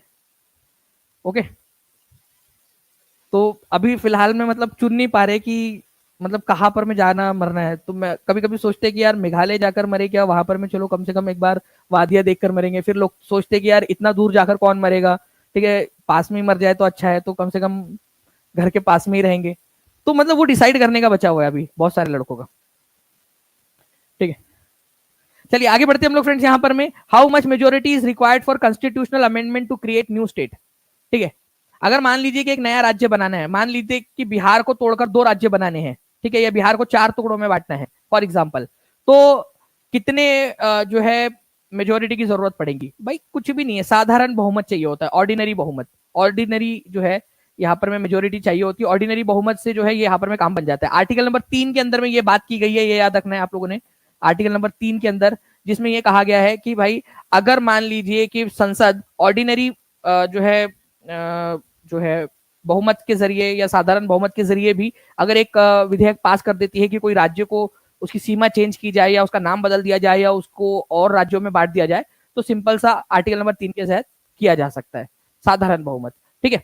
चलिए आगे बढ़ते हम लोग फ्रेंड्स, यहाँ पर में who called the directive principle of state policy as manifesto of social and economic democracy in India, भारत के अंदर में जो है ये सामाजिक और आर्थिक लोकतंत्र का घोषणा पत्र है, मतलब एक बड़ी बात है, ठीक है। इन्होंने ही नोवल फीचर भी कहा था, राज्य के नीति निर्देशक सिद्धांत को, directive principle of state policy को इन्होंने नोवल फीचर भी कहा था, जिनकी बात हम लोग कर रहे हैं, ठीक है। नोवल फीचर, नया नवाचार, नोवल फीचर कि एक नई चीज हमने डाली है। वैसे हमने आयरलैंड से लिया था, लेकिन इसके अंदर का जो कंसेप्ट है वो कंटेंट हमारा है भारत का। तो manifesto social and economic democracy, ये कहा था डॉक्टर बी आर आम्बेडकर ने, ये याद रखना है आप लोगों ने, ठीक है। अगर राज्य के नीति निर्देशक सिद्धांत की बात करूं फ्रेंड, तो ये आर्टिकल नंबर 36 से लेकर 51 तक में दिए गए हैं, पार्ट नंबर 4 है, ठीक है, पार्ट नंबर 4, ये याद रखना है आप लोगों ने, ठीक है। और कौन से देश से हमने उधार लिया है? आयरलैंड के देश से हम लोगों ने इस कंसेप्ट को उधार लिया था। नेक्स्ट क्वेश्चन की तरफ हम लोग आगे बढ़ते हैं। आपको बता रहे भारत में अंतरराज्यीय परिषद स्थापित करने की शक्ति किसके पास है? मतलब इंटर स्टेट काउंसिल जो है अगर स्थापित करना है तो ये शक्ति किसके पास में दी गई है? ओके, इंटर स्टेट काउंसिल, अंतरराज्य परिषद का मतलब होता है इंटर स्टेट काउंसिल। देखिए, इंटर स्टेट काउंसिल का मतलब होता है कि एक ऐसी काउंसिल जो भारत के राज्यों में से कुछ राज्यों को लेकर, ठीक है, उनके बीच में काउंसिल्स बना दी जाए ताकि वो आपस में अपने मुद्दों को सुलझा सके, कैसे एक साथ डेवलप करना है वो सारी चीजें जो है डिसाइड कर सके। तो अगर मान लीजिए कि इंटर स्टेट काउंसिल बनाना है तो इसका प्रावधान आर्टिकल नंबर 263 में दिया गया है। तो इंटर स्टेट काउंसिल का आर्टिकल कौन सा है ये आप लोग लिखोगे कमेंट में, जल्दी से लिखो पहले, जल्दी से। इंटर स्टेट काउंसिल का आर्टिकल कौन सा है? हर एक बच्चा जल्दी से लिख देगा, इंटर स्टेट काउंसिल का आर्टिकल कौन सा है, ठीक है, 263 है। उसके बाद में जो है फ्रेंड्स, अगर मैं बात करूं आप लोगों से कि इंटर स्टेट काउंसिल का आर्टिकल 263 आप लोगों ने लिख दिया है, इसको बनाने का अधिकार जो है वो किसके पास में है? राष्ट्रपति के पास में है। लेकिन इसके अध्यक्ष कौन होगा? ठीक है, अगर इसके अध्यक्ष की बात की जाए तो इसका अध्यक्ष जो है प्रधानमंत्री होगा, ये याद रखना है आप लोगों ने, ठीक है। इसका अध्यक्ष प्रधानमंत्री होगा, ये एक इंपॉर्टेंट पॉइंट है आप लोगों का, ठीक है। तो इंटर स्टेट काउंसिल बनाने का अधिकार ये दिया गया है राष्ट्रपति को। राष्ट्रपति के जो है सिफारिश पर, राष्ट्रपति के बोलने पर ये लगेगा। लेकिन ये याद रखना है आप लोगों ने कि इसको बनाने का जो अधिकार है, ठीक है, वो किसके पास में दिया गया है? ठीक है, इसको बनाने का अधिकार जो है राष्ट्रपति के पास में, लेकिन अध्यक्षता कौन करेगा? तो अध्यक्षता जो है ये याद रखना है आप लोगों ने, ये करेगा प्रधानमंत्री, ठीक है। इंपॉर्टेंट है, बनाएगा कौन? राष्ट्रपति, अध्यक्षता कौन करेगा? प्रधानमंत्री। तो ये 2 पॉइंट है जो आप लोग याद रख लीजिए अच्छे से। ओके, नाउ नेक्स्ट क्वेश्चन की तरफ में हम लोग आगे बढ़ते हैं फ्रेंड्स। असत्य मेल को चुनना है आप लोगों ने, कौन सा वाला असत्य है, ठीक है। बीपीएससी ऑडिटर की एग्जाम के अंदर में आया हुआ क्वेश्चन, अनुच्छेद 48 समान नागरिक कोड नहीं है भाई, समान नागरिक कोड नहीं है, तो 4 बीज 8 बीज, 4 बकरे बकरी 8 बकरे बकरी, समान नागरिक संहिता तो 44 है आपका, तो ये आंसर ये गलत है, ठीक है। आपसे गलत वाला पूछा है ना, ठीक है। प्रारंभिक बाल्यावस्था की देखभाल नहीं, 50-50 का मतलब होता है कि एग्जीक्यूटिव और न्यायपालिका बीच में पावर का बंटवारा कर देना, ये भी गलत है। अनुच्छेद 49 जो है ग्राम पंचायत का गठन नहीं, ग्राम पंचायत का गठन जो है आर्टिकल नंबर 40 में दिया गया है, ठीक है। अनुच्छेद 40 कार्य का अधिकार नहीं, वो तो ग्राम पंचायत का है, ठीक है, ये भी गलत है। समान कार्य के लिए समान वेतन आर्टिकल नंबर 5, भाई यहाँ तो मतलब इतने सारे हैं जो गलत है, तो आंसर क्या हो जाएगा यहाँ पर में? उपर्युक्त में से एक से अधिक, गलत ही गलत दिया है यहाँ पर में, ठीक है, उपर्युक्त में से एक से अधिक। तो यहाँ पर में एक पॉइंट है, एक चीज है। अब यहां पर में आप लोग ध्यान दीजिए, एक क्वेश्चन, एक ऑप्शन यहां पर में इस प्रकार का दिया हुआ है, उपयुक्त सभी, ठीक है, उपयुक्त सभी। जब ये क्वेश्चन ये यहां पर में पॉइंट आ जाता है, ठीक है, यहां पर में डी के अंदर में आप देखिए उपयुक्त सभी दिया हुआ है, एक से अधिक तो है ही यहां पर में, लेकिन उपयुक्त सभी यहां पर में ऑप्शन दिया हुआ है ना, तो आप लोगों ने पहला प्रेफरेंस, ये क्वेश्चन को ध्यान से समझिएगा आप लोग, पहला प्रेफरेंस आपने ये देना है, क्योंकि सारे के सारे सही है, सारे के सारे गलत है, और आपसे जो है बोला है कि असत्य मेल को चुने और सारे के सारे गलत है, तो आपका आंसर उपयुक्त में से एक से अधिक नहीं बल्कि उपयुक्त सभी आपका आंसर होगा। ये समझ में आया क्या? क्यों है? क्योंकि यहां 4 में पहले ही बोल दिया कि सारे के सारे गलत है, ठीक है, तो आपका पहला प्रेफरेंस ये देना है आप लोगों ने। ओके, उपयुक्त सभी। निम्नलिखित में से किस प्रधानमंत्री ने किसी राज्य के मुख्यमंत्री के रूप में कार्य नहीं किया? ठीक है, एनटीपीसी टीयर 1 के एग्जाम में भी आया था ये क्वेश्चन, बिहार पुलिस की एग्जाम के अंदर में भी आया है, ठीक है। चौधरी चरण सिंह जो है फ्रेंड्स, ये यूपी के मुख्यमंत्री रह चुके हैं। पीवी नरसिम्हा राव जो है, एचडी देवेगौड़ा, चंद्रशेखर, तो चंद्रशेखर जो है फ्रेंड्स ये कहीं के भी सीएम नहीं रहे। पीवी नरसिम्हा राव आंध्र प्रदेश के रह चुके हैं, ठीक है। एचडी देवेगौड़ा कर्नाटका के रह चुके हैं, ठीक है। तो चंद्रशेखर, ये याद रखना है आप लोगों ने फ्रेंड्स, किसी भी जो है राज्य के मुख्यमंत्री नहीं रहे। ओके, इसको आपको समझना है ना, आप ऐसे समझिए कि आज हमारे देश के प्रधानमंत्री कौन है? जल्दी बताइए, क्या वो किसी राज्य के मुख्यमंत्री थे पहले, प्रधानमंत्री बनने के पहले, हाँ या ना? जल्दी बताओ, अगर थे तो कौन से राज्य के थे, ये कमेंट करके बता दीजिए आप लोग। अगर आपने ये आंसर कर दिया मतलब आपको क्वेश्चन समझ में आ गया। अब आंसर क्या है वो मैं आपको बता दे रहा हूं, ठीक है। तो चंद्रशेखर जो है 8वें प्रधानमंत्री थे जो कभी भी मुख्यमंत्री नहीं रहे। एक और व्यक्ति है फ्रेंड जो कभी भी मुख्यमंत्री नहीं रहे। बेसिकली दो ऐसे और व्यक्ति है जो कभी भी मुख्यमंत्री नहीं रहे। बेसिकली अगर मैं बात करूं तो 3 हो जाते हैं, ठीक है, 4 भी हो जाते हैं। मैं आपको बताना चाहूंगा फ्रेंड्स की जवाहरलाल नेहरू किसी भी राज्य के मुख्यमंत्री नहीं रहे, ठीक है। लाल बहादुर शास्त्री किसी भी राज्य के मुख्यमंत्री नहीं रहे, ठीक है। तीसरा, इंदिरा गांधी कभी भी किसी भी राज्य के मुख्यमंत्री नहीं रही, ठीक है। आप लोगों ने याद रखना है एक है आपका अटल बिहारी वाजपेयी। अटल बिहारी वाजपेयी जी कभी भी किसी भी राज्य के मुख्यमंत्री नहीं रहे। मनमोहन सिंह जी, मनमोहन सिंह किसी भी राज्य के मुख्यमंत्री नहीं रहे। वही अगर मैं नरेंद्र मोदी जी की बात करूं, ठीक है, तो नरेंद्र मोदी जी, ठीक है, ये मुख्यमंत्री अभी भारत के प्रधानमंत्री है, लेकिन ये गुजरात के सीएम रह चुके हैं, गुजरात के, ठीक है, गुजरात के सीएम रह चुके हैं। तो ये बेसिकली क्वेश्चन था आप लोगों का। ओके, तो ये चंद्रशेखर जो है फ्रेंड्स, ये याद रख लेना आप लोगों ने, ये भी किसी भी इनके अलावा, ठीक है, किसी भी राज्य के मुख्यमंत्री नहीं रहे। नाउ आगे बढ़ते हम लोग फ्रेंड्स, यहां पर मैं नेक्स्ट क्वेश्चन की तरफ में हमारे, who among the following is not appointed by president of India, इनमें से किसकी नियुक्ति राष्ट्रपति के द्वारा नहीं की जाती है?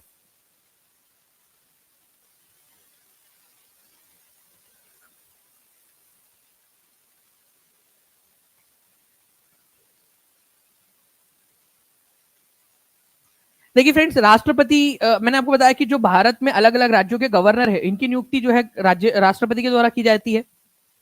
प्रधानमंत्री की नियुक्ति राष्ट्रपति के द्वारा की जाती है। चीफ इलेक्शन कमिश्नर जो होते हैं इंडिया के, उनकी नियुक्ति राष्ट्रपति के द्वारा की जाती है। लेकिन उपराष्ट्रपति जो है, ठीक है, उपराष्ट्रपति, इनकी नियुक्ति नहीं की जाती प्रधान राष्ट्रपति के द्वारा। इनकी नियुक्ति नहीं होती, बेसिकली इनका चुनाव होता है, ठीक है, इनका चुनाव होता है, चुनाव। और चुनाव कौन करती है? संसद। संसद में भी कौन? संसद में लोकसभा और राज्यसभा के सभी सदस्य, सभी सदस्य, चाहे वो मनोनीत हो चाहे कोई भी हो, सारे के सारे सभी सदस्य मिलकर करते हैं।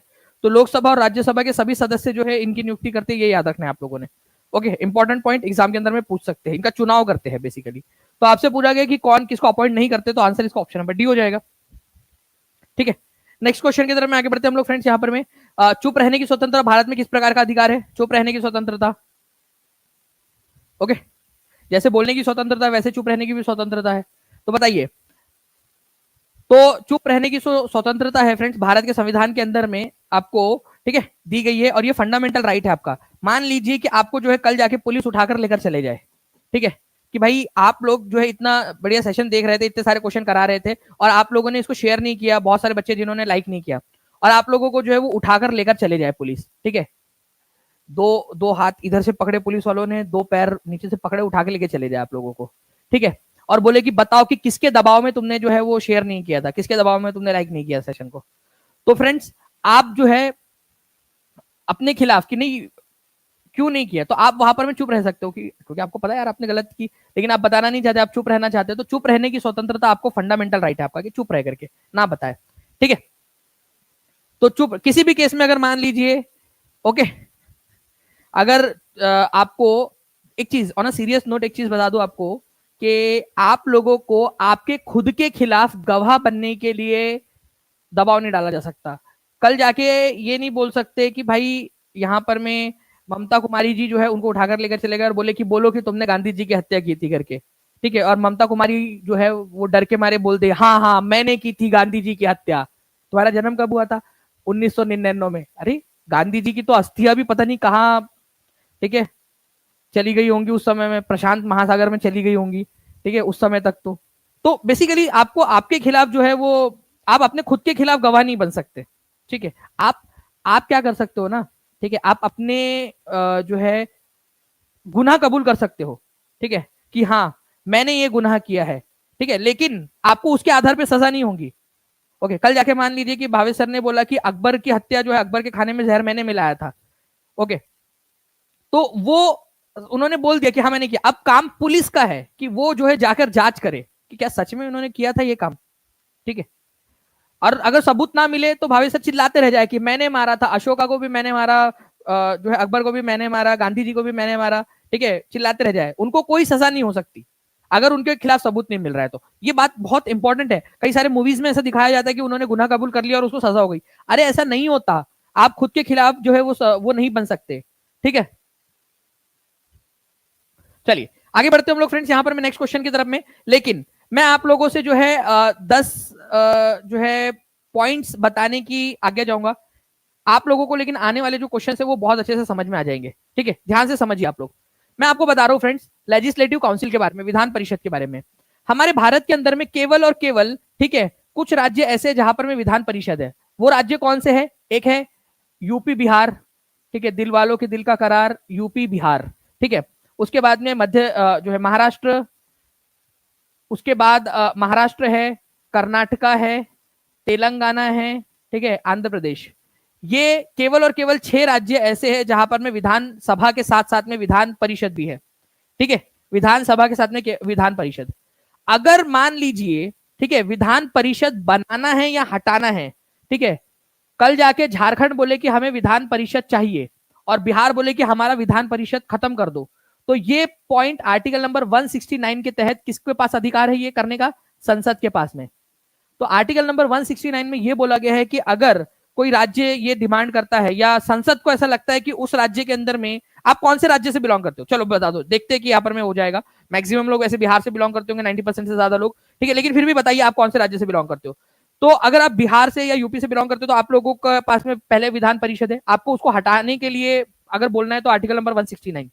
लेकिन अगर मान लीजिए कि आप झारखंड से बिलोंग करते हो या पश्चिम बंगाल से बिलोंग करते हो और आपको वहां विधान परिषद बनवानी है, तो भी आपको संसद के पास में जाना पड़ेगा अकॉर्डिंग टू आर्टिकल नंबर 169। ये बहुत इंपॉर्टेंट क्वेश्चन है, ठीक है, मैं टीम से रिक्वेस्ट करूंगा कि प्लीज वो क्वेश्चन जो है वो डाल दे। अच्छा, विधान परिषद में कितने सदस्य होंगे? अगर मान लो बन गई विधानसभा, विधान परिषद, तो विधान परिषद में कितने सदस्य होंगे और कहां से चुनकर आएंगे वो, ठीक है, ये आर्टिकल नंबर 171 में दिया है। बात को समझो, विधान परिषद को बनाना और हटाना, यह आर्टिकल नंबर 169 के तहत ये अधिकार दिया गया संसद के पास।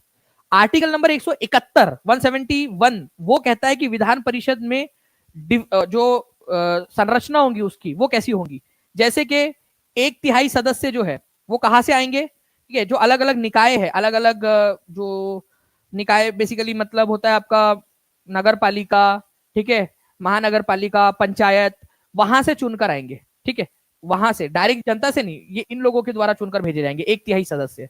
1/12 सदस्य जो है फ्रेंड्स ग्रेजुएट जो लोग हैं, कितने लोग हैं ग्रेजुएट, 3 साल से ज्यादा समय हो गया है, तो उन लोगों के द्वारा चुनकर भेजे जाएंगे, उनमें से ही किसी को।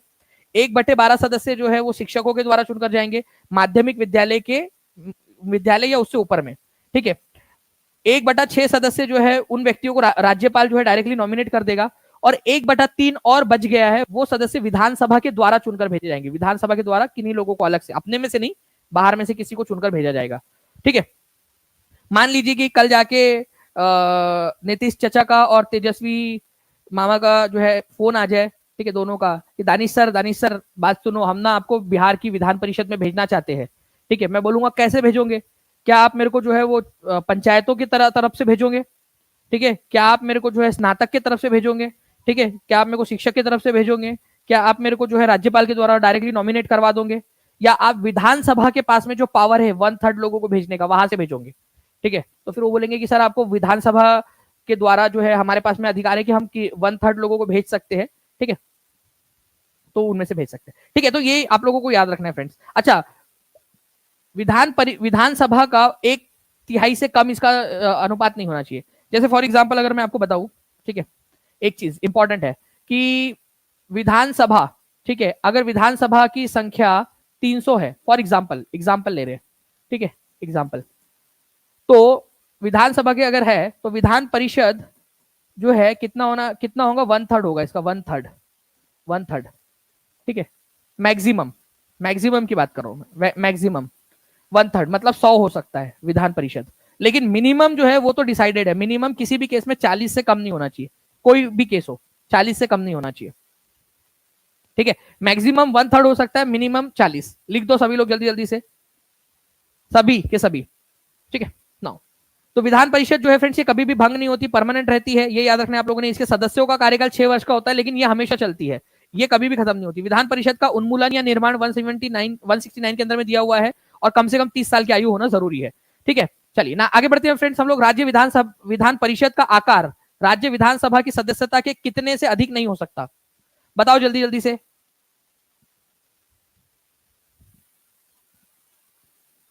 जल्दी जल्दी से बताएंगे आप सभी के सभी,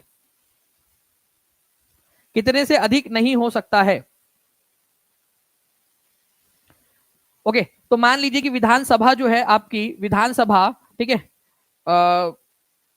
एक्स है, ठीक है, उसका नंबर तो 1/3 से अधिक नहीं हो सकता। तो मैक्सिमम जो है वो 1/3 हो सकती है, उसके मैक्सिमम 1/3। और मिनिमम कितनी हो सकती है जल्दी बताइए आप लोग। मिनिमम भी आपको बताया मैंने, ठीक है, मिनिमम ये याद रखना आप लोगों ने 40, मैक्सिमम 1/3, मिनिमम 40। नाउ राज्य विधान परिषद में राज्यपाल द्वारा कितने सदस्य मनोनीत किए जाते हैं? ओके, आंसर यहां पर मैं आप लोगों को दिख रहा है। तो आंसर जो है उसको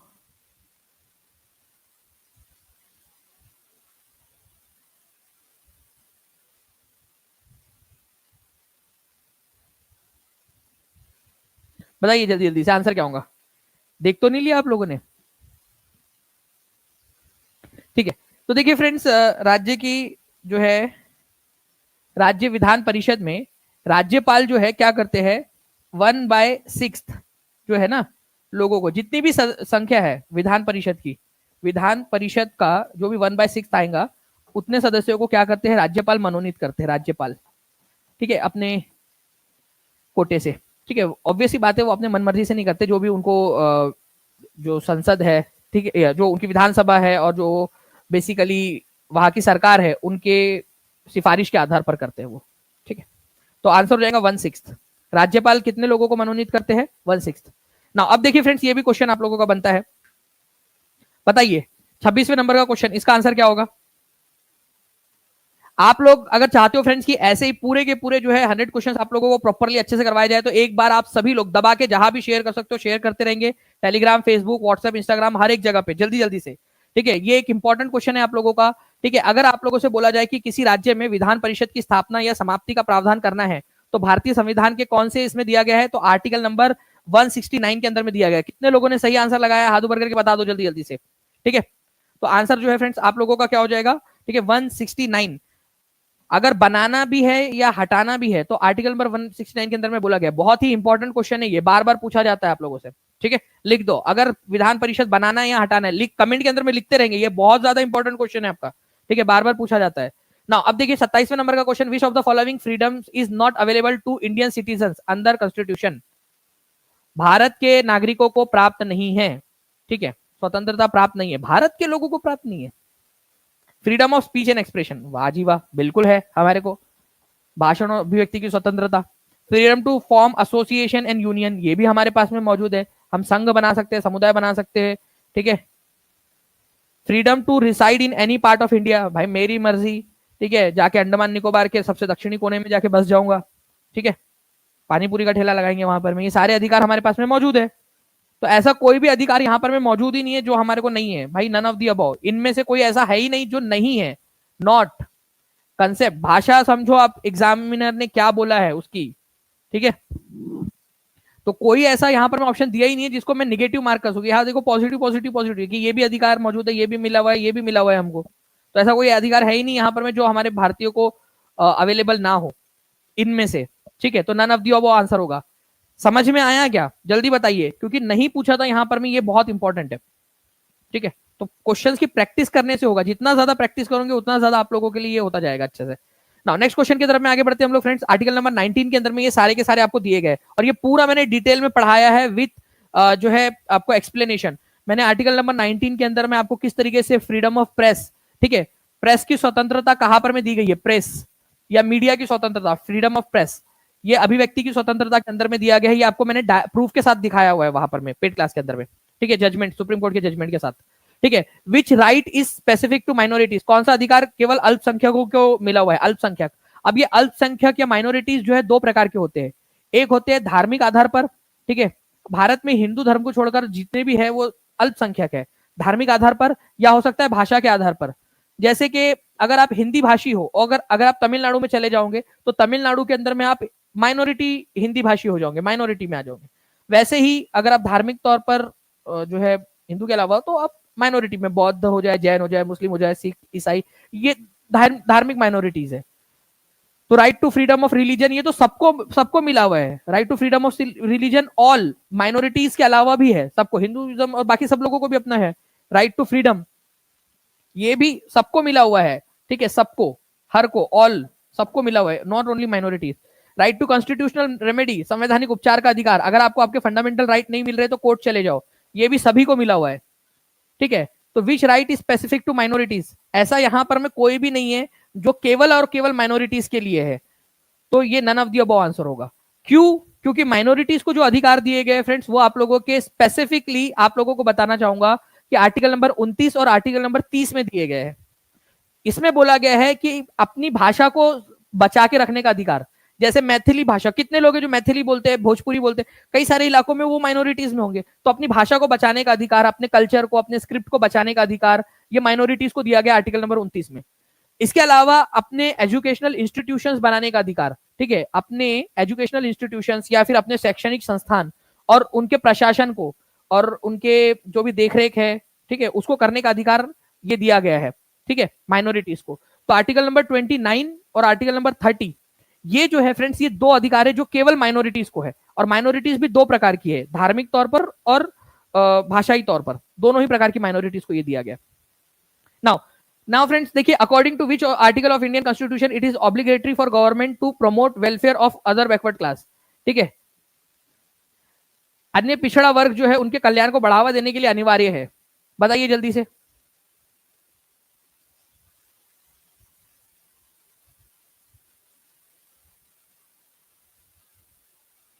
देखिए, अगर हम लोग बात करेंगे फ्रेंड्स यहां पर में कि कौन सा जो है यहां पर में अधिकार ऐसा है जो अदर बैकवर्ड क्लास जो है उनके लिए दिया गया है, कि संविधान के अंदर में बात की गई है कि ओबीसी या अदर बैकवर्ड क्लास जो है उनको बढ़ा, उनके उत्थान के लिए काम करना है। तो ये आर्टिकल नंबर 340 में बात की गई है। अब मैं अगर बात करूं फ्रेंड्स आर्टिकल नंबर 356, ठीक है, ये राष्ट्रपति शासन की बात करता है। राष्ट्रपति शासन, राष्ट्रपति शासन जो है फ्रेंड्स ये राज्यों में लगाया जाता है इमरजेंसी के तौर पर। ठीक है, अगर वहां की सरकार ठीक से काम नहीं कर रही है तो। ओके, तो ये राष्ट्रपति शासन से रिलेटेड था, तो एक ऑप्शन तो आप आराम से एलिमिनेट कर भी सकते थे। ठीक है, तो आंसर आप लोगों का क्या हो जाएगा? आंसर जो है फ्रेंड्स आप लोगों का हो जाएगा option number B. Next question, इसको पढ़िए जल्दी से, बताइए इसका आंसर क्या होगा।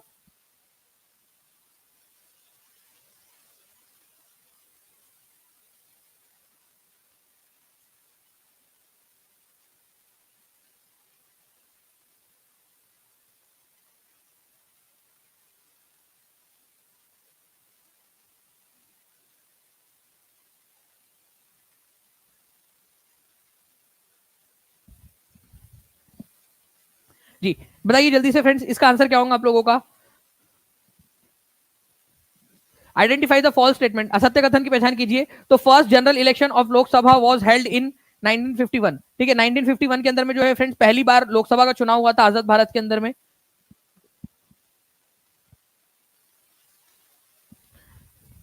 तो आजाद भारत के अंदर में पहला जो चुनाव हुआ था फ्रेंड्स, आम चुनाव जो भारत के अंदर में हुआ था वो हुआ था 1951 में। बिल्कुल सही है। Ballot paper with name of all candidates in the constituency were used for elections in Indian since independence. ठीक है, देखिए स्वतंत्रता के बाद से ही भारत में चुनावों के लिए एक निर्वाचन क्षेत्र के सभी प्रत्याशियों के नाम वाले मत पत्रों का प्रयोग हो रहा है। ठीक है, तो स्वतंत्रता के बाद, ठीक है, भारत में जो चुनाव हुए थे फ्रेंड्स, ठीक है, अब के 2004 तक के, उसके अंदर में क्या हुआ, मतलब उससे पहले से भी ईवीएम मशीन आ चुकी थी, लेकिन ठीक है, भारत में आम चुनाव के लिए बहुत लंबे समय तक क्या हुआ है कि हम लोगों ने जो है बैलेट पेपर का इस्तेमाल किया। बैलेट पेपर के अंदर में क्या होता है, आपको बता दूं कि एक लिस्ट होती थी, आपको एक पर्ची दी जाती थी, उसमें से किसको आपको वोट देना, उसके सामने टिक लगा के आपको वो पर्ची को मोड़ के वो डब्बे में डालना पड़ता था। कितने लोगों ने देखा है वो मूवीज वगैरह में, कहीं ना कहीं आप लोगों ने देखा होगा। ठीक है, कि वो पर्ची मोड़ कर डालना पड़ता था। तो बैलेट पेपर का इस्तेमाल जो है फ्रेंड्स लंबे समय से हो रहा है, ऐसा नहीं कि हमारे भारत में बैलेट पेपर का इस्तेमाल नहीं हुआ है। ठीक है, तो बैलेट पेपर का इस्तेमाल होता आ रहा है हमारे भारत में। 1990 के दशक के अंत में इलेक्ट्रॉनिक वोटिंग मशीनों के लिए मतपत्रों से मतदान की व्यवस्था के विस्थापन की शुरुआत हुई। तो 1990 के दशक में क्या हुआ, धीरे धीरे धीरे धीरे, ठीक है, जो बैलेट पेपर थे उनके जगह पे वोटिंग मशीन आनी स्टार्ट हो गई। ठीक है, तो ये भी बिल्कुल सही है। तो तीनों के तीनों सही है। असत्य पूछा है आप लोगों से, तो भाई असत्य एक भी नहीं है इसमें, ये सारे के सारे पॉइंट सही है। पहला चुनाव जो हुआ था 1951 में हुआ, आजादी के बाद से ही हम लोग बैलेट पेपर का इस्तेमाल कर रहे हैं। आप लोगों ने मूवीज में देखा होगा, कई बार क्या होता था, वो पूरा का पूरा बक्सा उठा के लेके चले जाते थे लोग, ठीक है। 1990 के दशक के अंदर अंत से ही हम लोगों ने इलेक्ट्रॉनिक वोटिंग मशीन का इस्तेमाल करना स्टार्ट किया, और फिर धीरे धीरे बाद में जाकर हमने, ठीक है, भारत के अंदर इलेक्ट्रॉनिक वोटिंग मशीन, ठीक है, वो पूरी तरह से इंट्रोड्यूस की। ओके, 2004-5 के चार से स्टार्ट हुआ और फिर पूरे भारत के अंदर में हम लोगों ने उसको स्टार्ट किया। ओके, चलिए, तो ये जो है फ्रेंड्स इंपॉर्टेंट पॉइंट था आपका, तो आंसर इसका ऑप्शन नंबर ई हो जाएगा। अब जो है फ्रेंड्स मैं यहां पर मैं आप लोग जल्दी से पढ़िए इन पॉइंट्स को।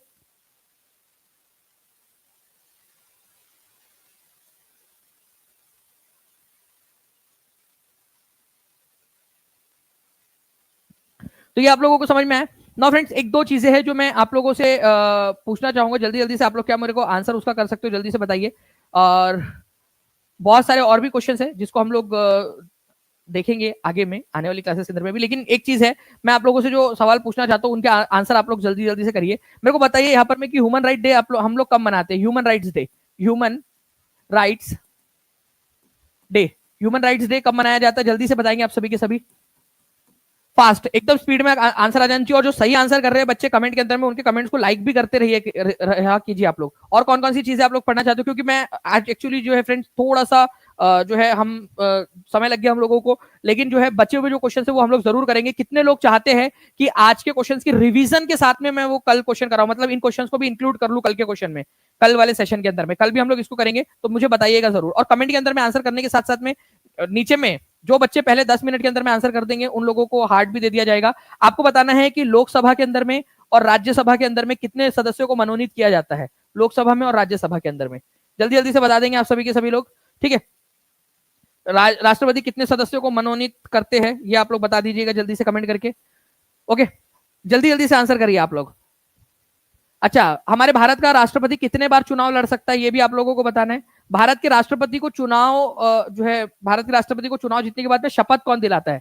राष्ट्रपति को शपथ कौन दिलाता है? राष्ट्रपति अगर चुनाव जीत जाए तो उसको शपथ कौन दिलाता है ये आप लोग बताना है आप लोगों ने, ठीक है। शपथ कौन दिलाता है? उसके बाद में आप लोग जो है फ्रेंड्स बताओगे मुझे कि रूल ऑफ लॉ, देखिए बहुत इंपॉर्टेंट है, रूल ऑफ लॉ, कानून का शासन, ये कौन से देश से हम लोगों ने लिया है? And process established by the law, ठीक है, बहुत इंपॉर्टेंट है, प्रोसेस, प्रोसेस इस्टेब्लिश्ड, इस्टेब्लिश्ड, इतनी इंग्लिश आती होंगी, इस्टेब्लिश्ड आप लोगों को बाय दी लॉ, मतलब कि कोई भी प्रक्रिया जो है, अगर मान लीजिए कोई प्रक्रिया है हमारे भारत के अंदर में, तो प्रक्रिया का जो निर्धारण है वो कानून के जरिए ही होना चाहिए। ऐसा नहीं कि बिना मतलब कि अपने मन मर्जी से जो है कोई भी प्रक्रिया स्थापित कर दी जाए। ओके, तो प्रक्रिया होनी चाहिए, रूल ऑफ द लॉ बोला गया है कि रूल के हिसाब से सारी चीजें चले, लॉ के हिसाब से चले सारी चीजें, और कोई भी प्रक्रिया स्थापित कर रहे तो रूल के हिसाब से, लॉ के हिसाब से चले। तो ये दो अलग अलग देशों से हम लोगों ने प्रक्रिया ली है, जल्दी से बताना है। डीपीएसपी हम लोगों ने कहां से लिया गया है ये भी आप लोग बता सकते हो, डीपीएसपी, ठीक है, कौन से देश से लिया गया है? भारत के अंदर में डीपीएसपी को नोवल फीचर किसने कहा था ये भी आप लोग कमेंट करके मेरे को बताओगे एकदम स्पीड में। और जो पहले 10 मिनट के अंदर में जितने भी बच्चे आंसर कर देंगे, ठीक है, उन लोगों को हार्ट भी दे दिया जाएगा। नोवल फीचर किसने कहा था? नोवल फीचर, नवाचार, एक हमारा नवाचार है करके, नवाचार, नवाचार, आचार नहीं है ये, नवाचार कहा था, नहीं तो बोलेंगे सर इसमें आचार कहां से है। ओके, चलिए, तो ये आप लोगों ने याद रखना है, इंपॉर्टेंट है। इसके बाद में जो है फ्रेंड्स कुछ और भी क्वेश्चंस है, जैसे आप लोग मुझे बताइए कि अगर भारत के अंदर में अंतरराज्य परिषद बनाने का जो अधिकार है वो किसके पास में, कौन बनाता है और उसकी अध्यक्षता कौन करता है? अंतरराज्य परिषद अधिकार, ठीक है, कौन करता है, उसके उसका किसके पास में है, ठीक है, ये बताएंगे। और साथ ही साथ जितने भी बच्चे टीचिंग परीक्षा के साथ में जुड़ना चाहते हैं, क्योंकि लाखों बच्चों ने जो है फ्रेंड्स एग्जाम क्लियर किया है टीचिंग परीक्षा के साथ में, और अगर आप भी करना चाहते हो तो आज ही टीचिंग परीक्षा के साथ में जुड़ जाइए, ठीक है। 65% ऑफ आप लोगों के पास में है। और मैं आपको बता दूं फ्रेंड्स कि एक बहुत ही इंपॉर्टेंट वाला एक बड़ा सरप्राइज आप लोगों के लिए, 2500 के करीब क्वेश्चन हम लोग विपिन चंद्रा के हमने स्टार्ट कर दिया बनाना। वो जितने भी बच्चे जब भी मैं वो कोर्स लॉन्च करूंगा तब तक जितने बच्चे ऐड हो चुके होंगे कोर्स के अंदर में, उन लोगों को फ्री ऑफ कॉस्ट मिलेगा। जो उसके बाद जो बच्चे लेंगे उन लोगों को जो है अलग से लेना पड़ेगा उसको। जो बच्चे तब तक ले चुके होंगे, ठीक है, कोर्स में ऐड हो चुके होंगे किसी भी कोर्स में टीचिंग बीपीएससी तैयारी के, उनको फ्री ऑफ कॉस्ट मिलेगा। तो आप जल्दी से ज्वाइन हो सकते हैं, ठीक है। न्यू एनसीईआरटी वीडियो कोर्स जो आप लोगों का चल रहा है फ्रेंड्स, इसमें भी हो सकते हो, क्योंकि इसके अंदर में आप लोगों को बहुत फायदा है। न्यू जो कंसेप्ट जो नए ऐड हुए वो भी आपको पढ़ने के लिए मिल रहे हैं, ठीक है। जो अदर स्टूडेंट्स है, जो अनपेड स्टूडेंट है, जिन्होंने कभी कोर्स नहीं लिया टीचिंग परीक्षा से, उनके लिए 799, और जो ओल्ड स्टूडेंट है जिन्होंने कभी ना कोई भी कोर्स लिया होगा उनके लिए केवल 399। और मैं हमेशा आपसे बोल रहा हूँ कि जो टीचिंग परीक्षा के स्टूडेंट रहेंगे उनको हमेशा एक कदम आगे रखा जाएगा, उनको बहुत सारी सहूलियतें भी जो है वो मिलती रहेंगी। साथ ही साथ जो है फ्रेंड 10,000 प्लस क्वेश्चन पीवाईक्यूज हम लोगों ने आप लोगों को प्रोवाइड किए हैं बीपीएससी के, जो न्यू स्टूडेंट्स है या अनपेड स्टूडेंट्स है, न्यू स्टूडेंट्स या अनपेड, ठीक है, जिन्होंने कभी कोई कोर्स नहीं लिया है टीचिंग परीक्षा से, उनके लिए 1420 रुपए का है। और जो बच्चों ने टीचिंग परीक्षा का कोर्स लिया हुआ है उन लोगों के लिए केवल 199 का। आप देखिए फर्क कितना है। तो हमेशा जो टीचिंग परीक्षा के स्टूडेंट्स रहेंगे पेड क्लास में, उनको लाइफ टाइम हमेशा हमेशा जो है फ्रेंड्स उन लोगों को कोई जो है रियायत मिलती रहेगी। ओके, उसके बाद में जो है फ्रेंड्स 38वीं बीपीएससी से लेकर 70वीं बीपीएससी के बीच में जितने भी पेपर्स हुए उन सारे पेपर्स को हम लोगों ने आप लोगों को पेपर वाइज सारा 38वीं 39वीं सारे पेपर्स हमने अवेलेबल करा दिए हैं, और केवल 49 रुपीज के अंदर में, ठीक है। और लाइफ टाइम एक्सेस है आपके पास में, हमेशा ही एक्सेस रहेगा, ठीक है। इसके अंदर में हम लोग सीडीपीओ के पेपर्स को कॉम्प्लीमेंट्री हमारे तरफ से आप लोगों को अवेलेबल करवा रहे हैं, ठीक है। आज से वो भी स्टार्ट हो जाएगा। सीडीपीओ के पेपर्स इसके अंदर में complimentary extra free of cost teaching परीक्षा में इसके अंदर में ऐड होगा, और 71वीं बीपीएससी जब होंगी उसका पेपर ऐड होता जाएगा, 72वीं होंगी उसका पेपर भी ऐड होता जाएगा। तो ये लाइफ टाइम एक्सेस है केवल 49 रुपए में आपको। तो जितने भी बच्चे जुड़ना चाहते हैं वो लोग जुड़ सकते हैं। ओके, चलिए इसको हम लोग जो है फ्रेंड्स ये सेशन को हमारा हम कल कंटिन्यू करेंगे, ठीक है। जितने भी क्वेश्चन है, और आप लोग जितने क्वेश्चन मैंने पूछा है वो बता दीजिए आप लोग। ओके, उसके बाद जो टेस्ट है वो भी आप लोगों की आज तो टेस्ट होंगी ही, जो 30 क्वेश्चंस मैंने कराए हैं, ठीक है, क्योंकि थोड़ा सा समय कम पड़ रहा है फ्रेंड्स आज हमारे पास में, ठीक है। तो हम लोग इसको कल कंटिन्यू करेंगे। ये जो 30 क्वेश्चंस पढ़ा है इसकी रिवीजन भी कल करवाऊंगा एकदम फास्ट फॉरवर्ड, और साथ ही साथ जो है जो हमारे बचे हुए 70 क्वेश्चन है उसको भी हम लोग करेंगे कल। तो कल एग्जैक्ट 2 बजे आप लोग आ जाइएगा। कल के सेशन को जाके नोटिफाई मी का बटन दबा दीजिए ताकि आपकी रिवीजन भी हो जाए कल साथ ही साथ, और सारे क्वेश्चन भी आप लोग कर ले, और सेशन को लाइक भी कर देना है। ओके, चलो thank you very much, take care and bye, God bless you all, thank you very much. जितने भी क्वेश्चंस मैंने पूछे आप लोगों से उनके आंसर्स जो है फ्रेंड्स आप लोग कर दीजिएगा कमेंट के अंदर में, ठीक है। चलो thank you very much, bye, thank you. Economics का भी करवाना है ऐसे ही, तो आप लोग मुझे कमेंट करके बताइएगा। जितने लोग कमेंट करेंगे और उनके ऊपर में बच्चों के ज्यादा लाइक्स आएंगे और जितने ज्यादा कमेंट रहेंगे उतने जल्दी मैं आप लोगों के लिए करवा पाऊंगा फिर इकोनॉमिक्स के भी क्वेश्चन, ठीक है। लिख दीजिएगा आप लोग कमेंट में। Thank you very much friends, bye, thank you. कल हम लोग सेम टाइम के ऊपर में करेंगे कल ज्योग्राफी को कंटिन्यू। तो कल के सेशन को लाइक करके नोटिफाई मी का बटन जरूर दबा देना है, और चैनल को सब्सक्राइब कर लीजिए। और जो बच्चे टीचिंग परीक्षा के साथ में जुड़ना चाहते हैं, नीचे में नंबर चल रहा है आप लोगों का, आप लोग देख सकते हो यहाँ पर में, ठीक है, 7611101101 9697888844, देखिए ये जो नंबर चल रहा है आपका, इसके ऊपर में कॉल या व्हाट्सएप आप लोग कर सकते हो, ठीक है, ताकि टीम आप लोगों की मदद कर सके। Thank you very much friends, bye, thank you.